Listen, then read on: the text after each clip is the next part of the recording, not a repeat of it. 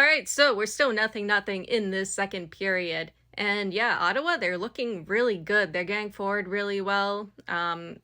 Lots of really good chances, really quick transitions, really good pace, good control, good possession, and lots of pressure on Montreal. Like, there's been so many times in the second period where Ottawa, they're just keeping things in Montreal's defensive zone.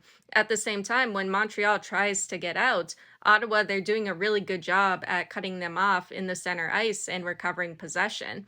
And it just goes back to what I said in the first period. I wish we saw this from Ottawa more in game two and in game one. But I guess Ottawa, maybe they just wanted to play at home. But yeah, they chose a really good time to get things going. As for Montreal, yeah, they're still very dangerous attack wise. I think Ottawa does need to be careful when it comes to their transitions, their attack.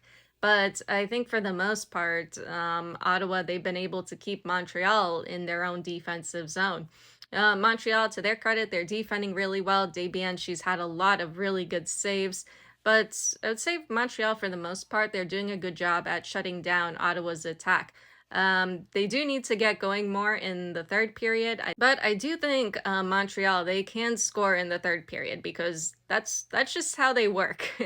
If Montreal, if they haven't scored in the first period, if they haven't scored in the second, they'll likely score in the third period.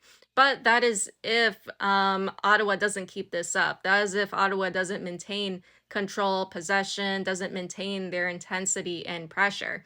But I don't know. I think Ottawa, they're going to try and keep this up. They're going to try and keep Montreal under pressure. I mean, that's the thing. If Ottawa wants to win this game, they have to keep Montreal under pressure.